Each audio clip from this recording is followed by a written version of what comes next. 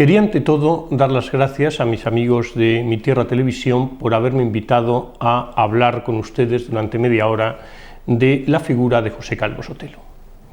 José Calvo Sotelo es un personaje hoy muy olvidado, puede que por suerte olvidado, porque si no nos dirían que es uno de esos personajes que había que olvidar, que nace en Galicia, en la ciudad de Tui, el 6 de mayo de 1893. Calvo Sotelo es hijo de un magistrado, realmente nace en Galicia como podía haber nacido en otro cualquiera de los destinos de su padre, pero lo cierto es que su vida estará muy vinculada a Galicia, y él mismo diría posteriormente: mi vida no puede entenderse sin Galicia. Va a estudiar su carrera universitaria a Zaragoza, un desplazamiento debido a la carrera de su padre, y en Zaragoza es, como ya había sido cuando estudiaba el bachillerato, el primero de los alumnos de su clase. Se dice que tuvo todo matrículas de honor durante la carrera. Yo que he visto su expediente universitario realmente creo que hay un par de matrículas que no tuvo, y una de ellas porque protagoniza una revuelta estudiantil. Calvo Sotelo no era el típico estudiante que era simplemente centrado en sus estudios, sino que le gustaba la vida, es algo que se ve siempre en toda su actividad, y Calvo Sotelo en un determinado momento está al frente de una revuelta de estudiantes. Se le abre un expediente académico, al final queda sobreseído, pero eso le pudo afectar, como ya digo, a una de las notas obtenidas. Calvo Sotelo además tomaba unos magníficos apuntes, tan magníficos apuntes que esos apuntes los imprimía en ciclostil y se vendían entre los demás alumnos de la universidad, y la renta que le daban era más del sueldo de un catedrático de universidad de la época. Es decir, Calvo Sotelo desde pequeño también sabe pues de dineros, porque sabe cómo ganárselo y sabe cómo invertirlo. La familia va a pasar de Zaragoza a Madrid. Bueno, también sería bueno recordar que Calvo Sotelo monta una revista en Zaragoza, una revista que se llama La Escoba.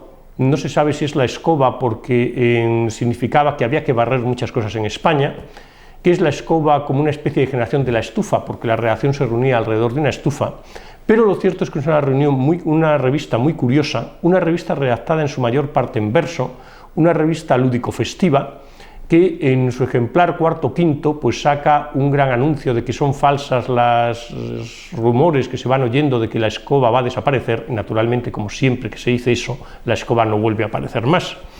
Es una revista donde hay críticas musicales a cargo de Calvo Sotelo, críticas musicales a cargo de Calvo Sotelo, que se muestra muy partidario, como será siempre, de las óperas alemanas frente a las italianas. Es, por ejemplo, un gran aficionado a Wagner.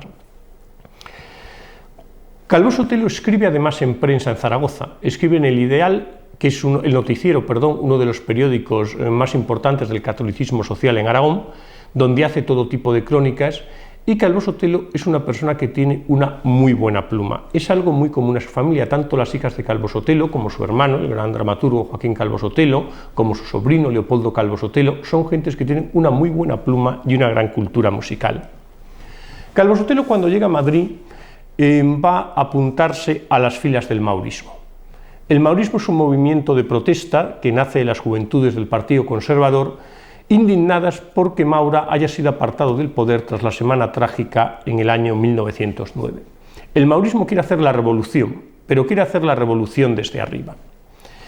Quiere que haya una vida política que sea auténtica, quiere que realmente la política vaya de abajo arriba y no de arriba abajo, como procedía en la época de la Restauración. Y Calvo Sotelo, dentro del maurismo, se preocupa mucho siempre por los temas obreros. Calvo Sotelo tiene una profunda preocupación social propia de esas filas del catolicismo social en las que se ha formado, y va a llevar la mutualidad obrera maurista. Ante la Primera Guerra Mundial, el maurismo para sus campañas de propaganda. Calvo Sotelo se inscribiría dentro de los grupos germanófilos, aunque no veo que lo hiciera de forma muy activa, pero sí que era germanófilo en esta guerra. Y también hay que señalar que Calvo Sotelo, cuando hace el doctorado en Madrid, hace una tesis magnífica sobre el abuso del derecho. Una tesis que fue premio extraordinario en la Facultad de Derecho de la Universidad Central, que se publicó con prólogo de Azcárate, pese a que Azcárate ideológicamente estaba en las antípodas de Calvo Sotelo. Una tesis en la que defiende que las personas no pueden hacer lo que deseen con sus propiedades. La propiedad tiene un fin social y por lo tanto no existe el jus abusare que planteaban los romanos, sino que hay una obligación de que la propiedad rinda. Y de hecho Calvo Sotelo plantea que las propiedades improductivas deberían poder ser incluso expropiadas. Pues bien, Calvo Sotelo después hace una oposición al Cuerpo de Abogados del Estado, obtiene la mayor puntuación y la mejor puntuación que ha conseguido nunca nadie en esas oposiciones, y de hecho sigue siendo un referente para los miembros del cuerpo. Todo abogado del Estado sabe que Calvo Sotelo era el miembro del Cuerpo de Abogados del Estado y sabe que fue el número 1 de su promoción. Y es muy frecuente que cuando uno visita despachos de abogados del Estado que están en diversos puertos, pues dentro de la banca o gubernativos, se encuentre que hay un retrato de Calvo Sotelo. Calvo Sotelo participa en la vida electoral española, concretamente se presenta en las elecciones por un distrito gallego y tiene ocasión de conocer lo que es el caciquismo. Tiene ocasión de saber que da igual que ganes las elecciones, porque al menos en el caso de Galicia lo que se hacía era cambiar las actas. El voto popular podía ser más o menos el que se quisiera, pero en el camino del colegio electoral a la Junta Electoral se cambiaban las actas. Y eso prescindiendo de detalles tales como cambiar la votación que estaba prevista en un sitio y tiene lugar en otro, etcétera, etcétera.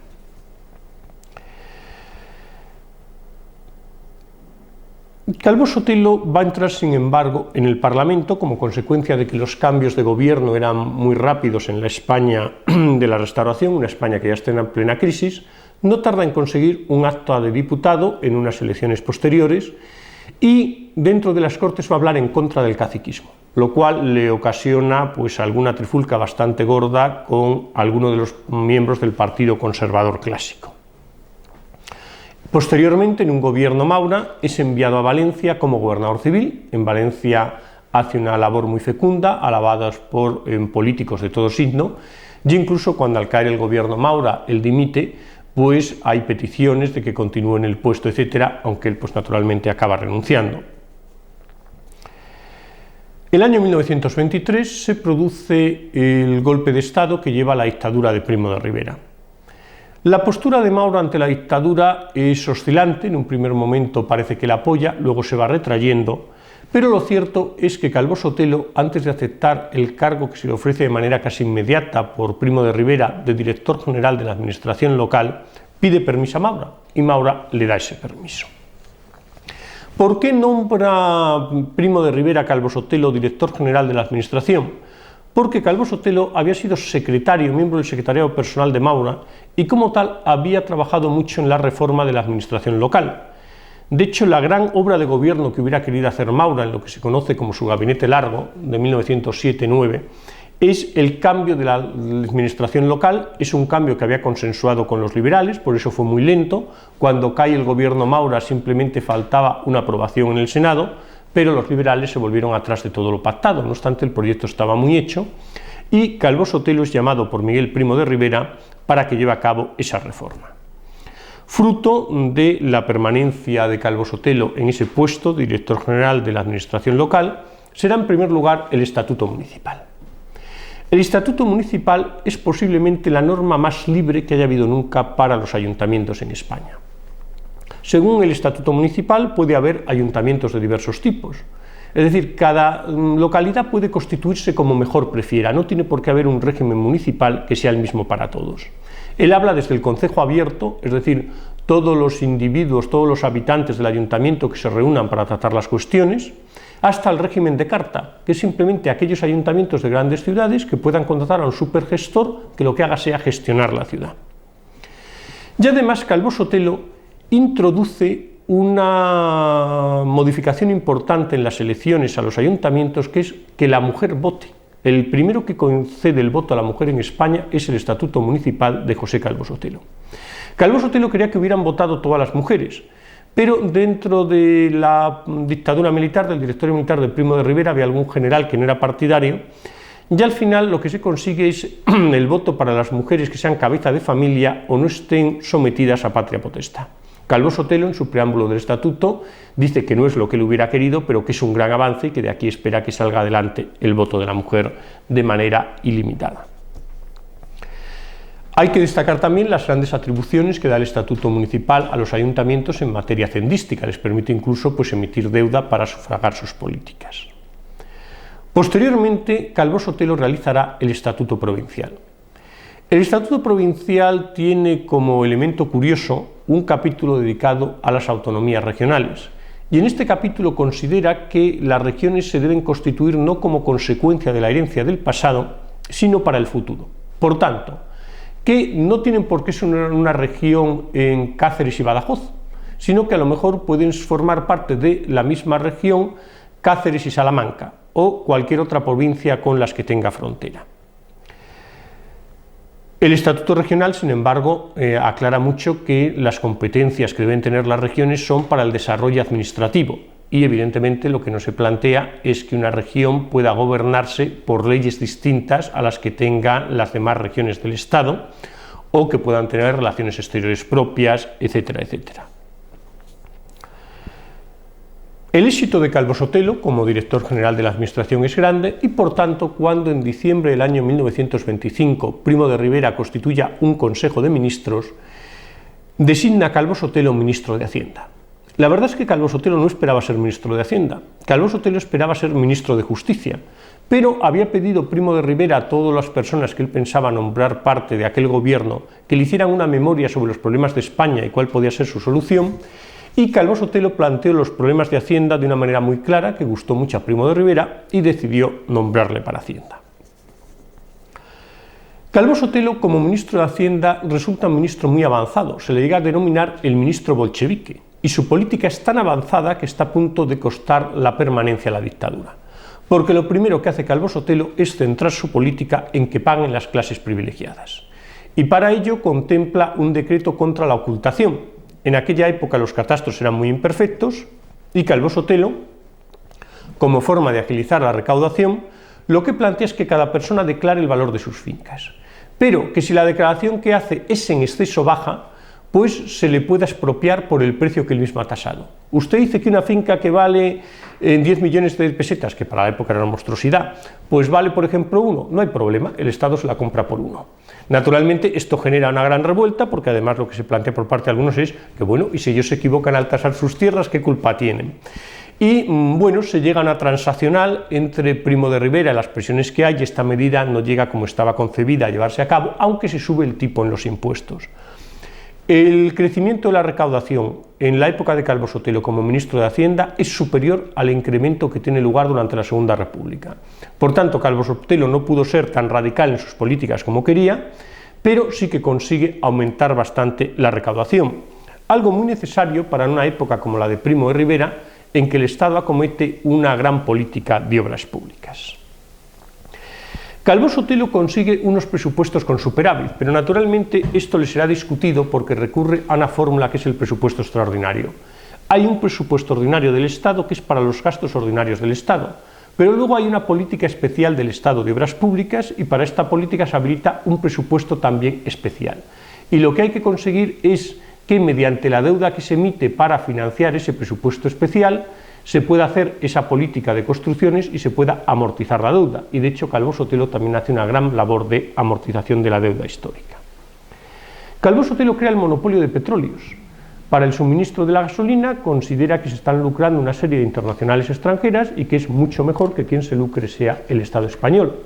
Y además, cuando Calvo Sotelo crea la CAMSA, no piensa solo en que se quede con el dinero de la venta de la gasolina, sino piensa en una CAMSA que tenga su propia escuadra de petroleros, que tenga sus yacimientos petrolíferos y que haga una gran labor industrial.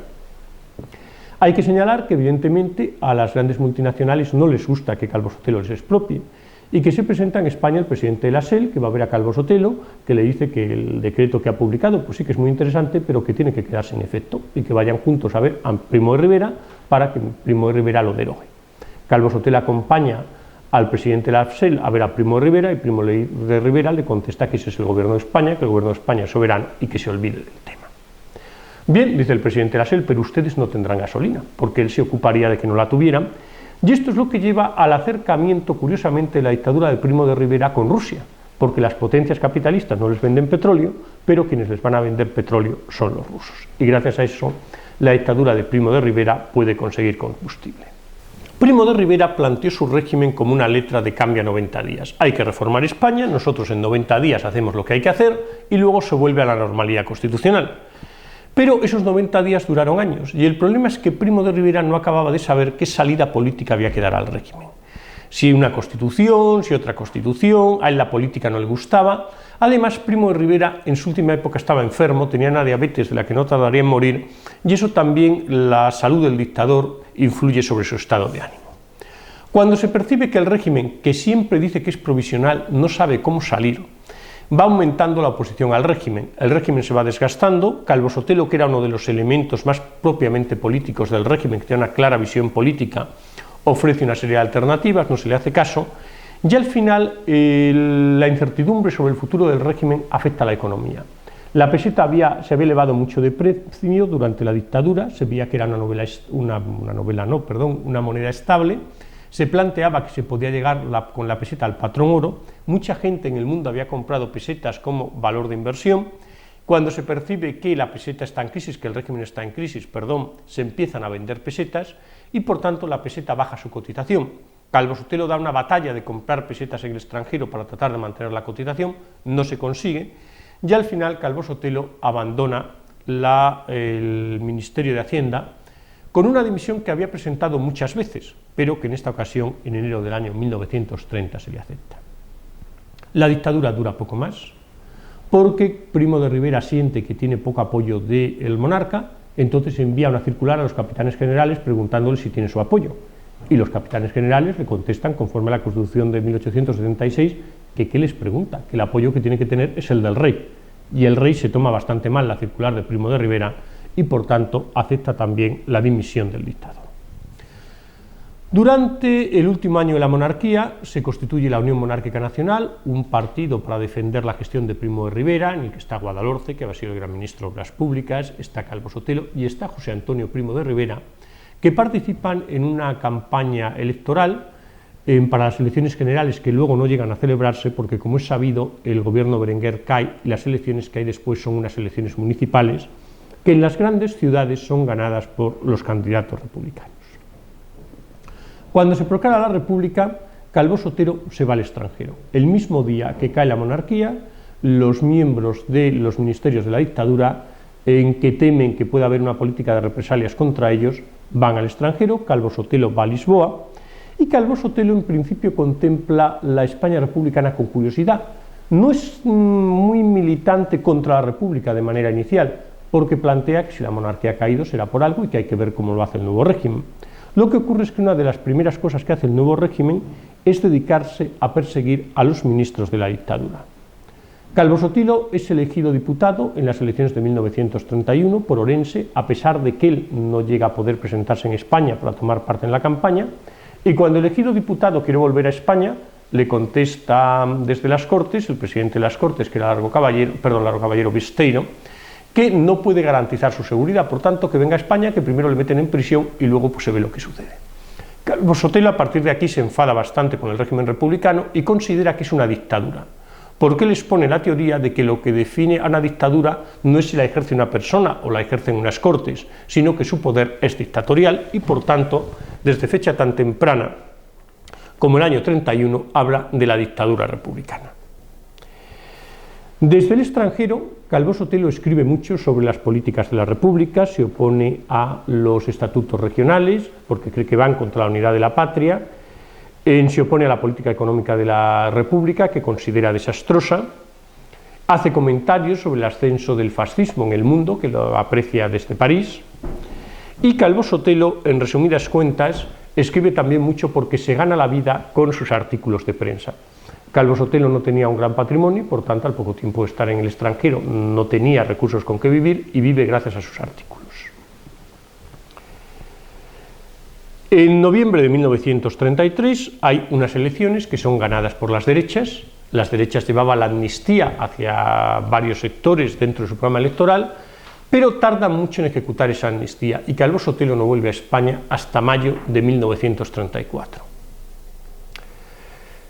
Calvo Sotelo, por otro lado, había insistido mucho dentro de las filas monárquicas en que no se podía volver a la monarquía de 1931. Si la monarquía había caído en 1931 era por algo, y había que construir una monarquía diferente.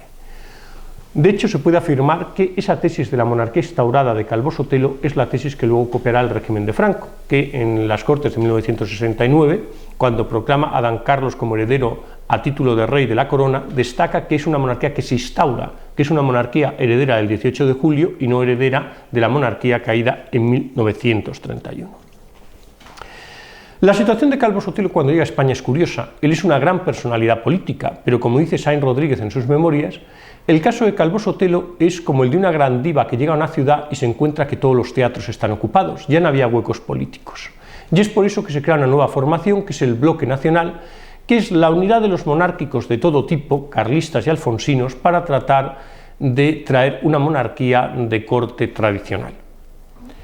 El año 1934 es también el año de la Revolución de Octubre, la revuelta socialista para hacerse con el poder como respuesta a haber perdido las elecciones del año 33, y esta Revolución de Octubre naturalmente es muy criticada por José Calvo Sotelo. El año 35, sin embargo, es un año de relativa normalidad en España.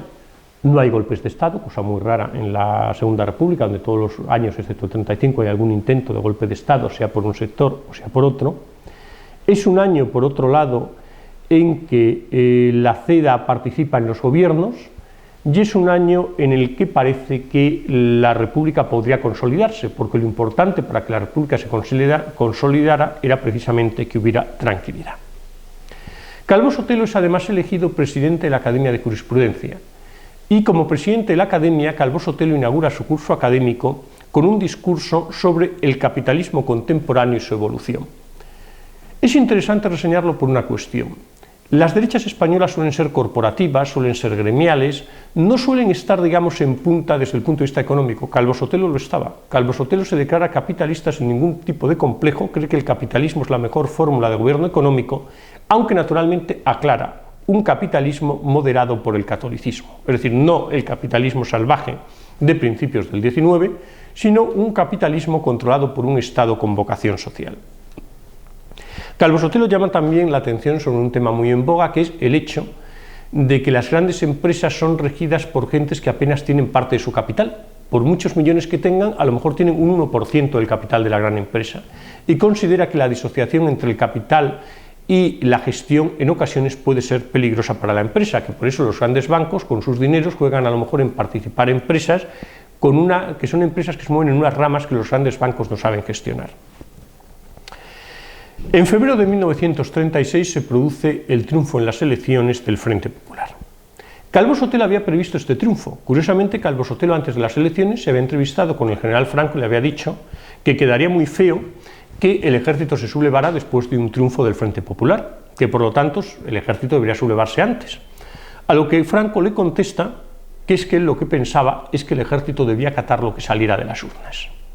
Calvo Sotelo no era de esa opinión. ¿Por qué? Porque Calvo Sotelo, que era plenamente demócrata en el año 1931, cuando cae la dictadura de Primo de Rivera, cree que no puede quedar al albur de las urnas el tipo de Estado. Es decir, él plantea que en otros países, como en Estados Unidos, en Inglaterra, incluso en la Francia de la época en que es más complejo, las diferencias entre los partidos eran pequeñas, mientras que en España se va a modelos de sociedad completamente distintos y además irreversibles. Si a España llega una república de corte socialista soviético, eso no tiene marcha atrás. Si a España llega un régimen autonomista que distribuye España en diversas nacionalidades, tampoco tiene marcha atrás. De hecho, es conocida la muy famosa frase de Calvo Sotelo: prefiero una España roja que una España rota, porque aunque decía, yo sé bien que a mí una España roja me costaría la vida, y ya sabía de lo que se hablaba, consideraba que eso sería reversible, pero que una España rota no lo era. En las elecciones de 1936, el Frente Popular consigue la mayoría, una mayoría que consigue hacer absoluta, según cuenta Alcalá Zamora en sus memorias, mediante dos mecanismos. Primero, el gobierno de centro que hay establecido el 36 abandona el poder y por lo tanto se producen asaltos a algunos centros electorales y hay algún cambio de actas, pero luego la Comisión de Actas de 1936. En palabras de Stanley Payne, la Comisión de Actas de las Cortes de 1936 es el más turbio episodio de la no muy limpia historia parlamentaria española. ¿Qué ocurre con esta Comisión de Actas de 1936? Ocurre que cuando van llegando las actas de los líderes de las derechas, dice que no las acepta. Claro, lo que piden las derechas es que haya un criterio. Bueno, marquemos por qué se acepta o no se aceptan las actas, pero lo que no puede ser es un caso personal, que si gusta a la Comisión de Actas sí y si no gusta no. Y como la Comisión de Actas republicana no está por la labor, las derechas llegan a abandonar la Cámara cuando Calvo Sotelo defiende su escaño ante las Cortes. Y ocurre, por suerte para él, o mejor dicho, por mala suerte para él, porque posiblemente le costó la vida, que Azaña consideraba que era una vergüenza lo que se estaba haciendo, y habla con uno de sus hombres, Ansó, para decirle hay que cambiar esto.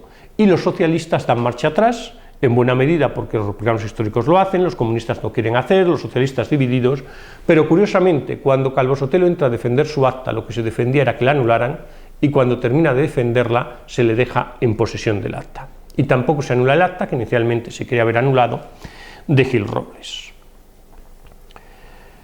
A partir del triunfo del Frente Popular empieza lo que Ricardo de la Cierva ha llamado, con una expresión que ha hecho fortuna, la primavera trágica de 1936, que consiste en que el orden no se mantiene por las autoridades.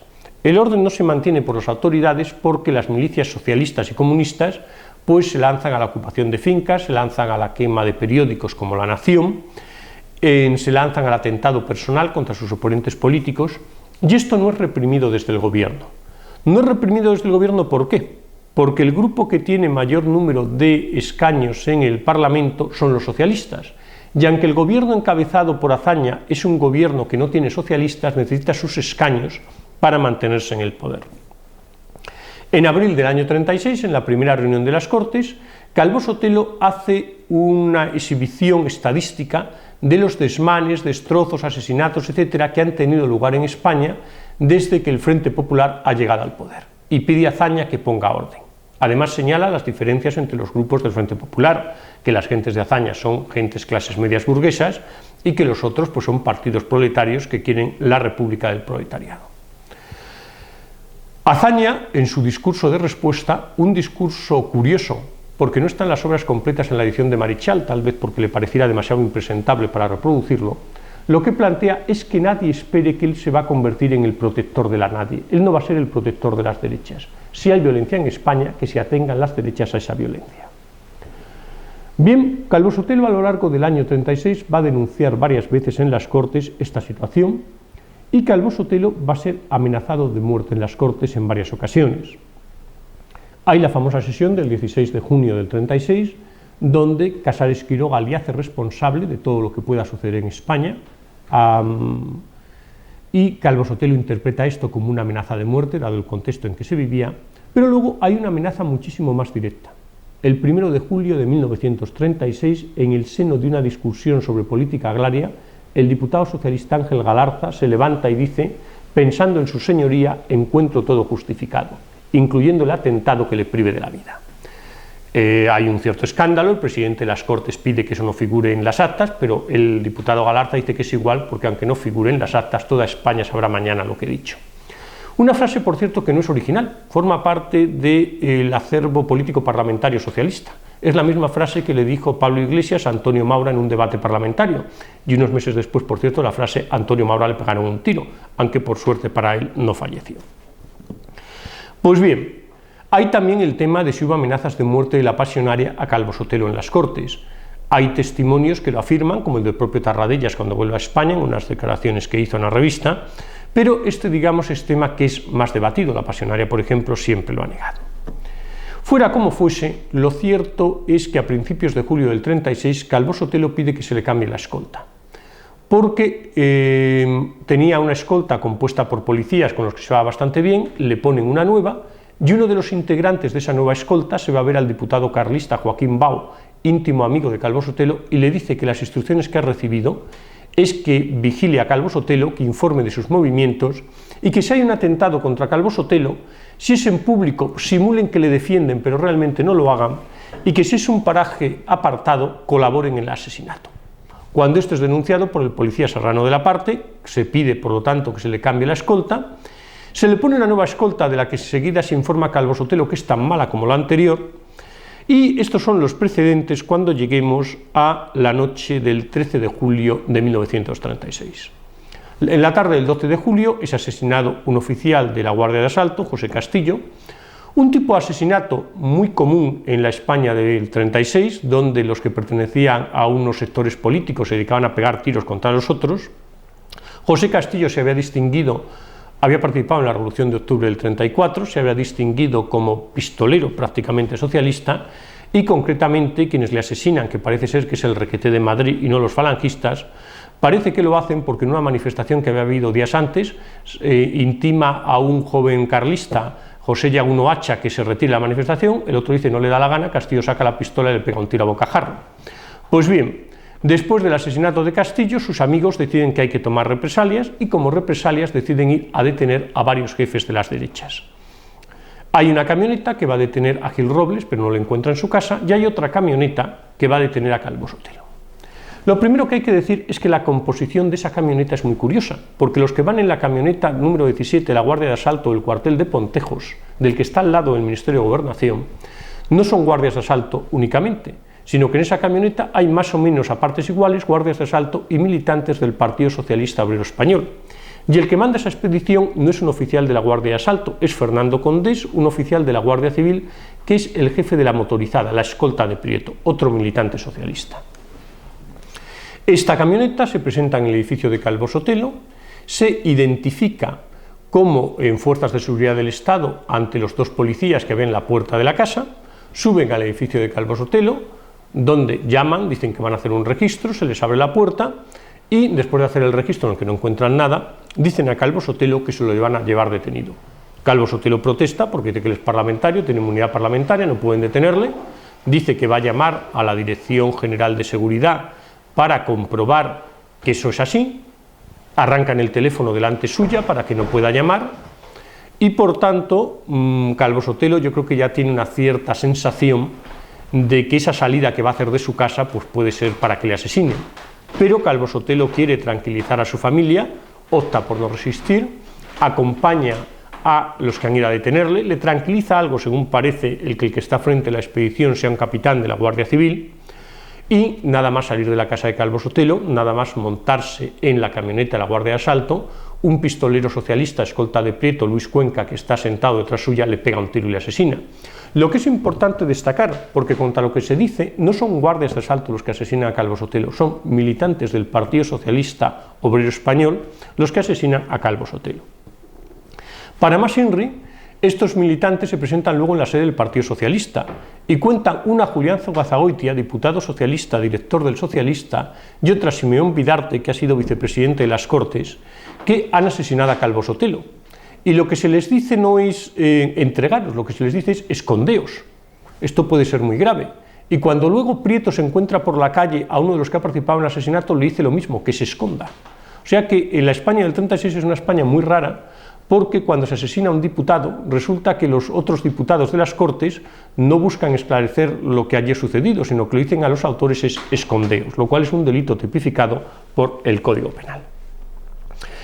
El asesinato de Calvo Sotelo es importante para el alzamiento de julio de 1936, no porque el alzamiento no estuviera ya en marcha, que lo estaba, sino porque decide a los que aún estaban indecisos, porque no estaban seguros, de que se dieran todas las circunstancias precisas.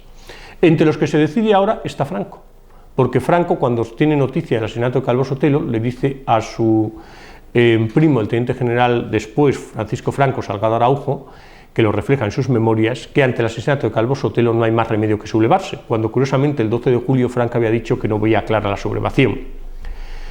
Por último, señalaría que, al menos en mi opinión, el asesinato de Calvo Sotelo fue la última oportunidad que tuvo el gobierno de la República para evitar la guerra civil. Que Calvo Sotelo fuera asesinado era la mejor demostración de que tenía razón cuando denunciaba los excesos que había en el orden público. Era una oportunidad de oro para que el gobierno tomara medidas, para que se arrestara a todos los posibles implicados en el asesinato, para que hubiera una política de vigor, pero lo que hizo el gobierno es detener a los amigos de Calvo Sotelo, porque claro, a ver si se iban a poner nerviosos los amigos de Calvo Sotelo y iban a hacer algo. Por lo tanto, yo creo que el gobierno de la República desaprovechó muy lamentablemente la gran oportunidad que tuvo de haber tenido una legitimidad en el control del orden público.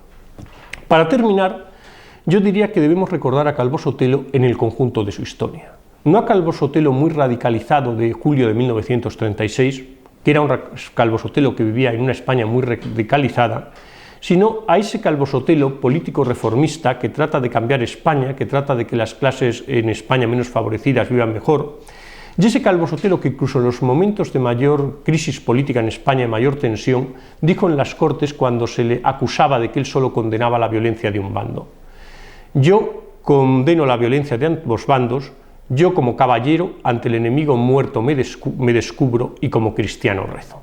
Y yo creo que eso nos da la imagen de un José Calvo Sotelo que a lo largo de su vida siempre planteó que lo que había que hacer era políticas de orden y políticas que ayudaran a vivir a las clases más menesterosas.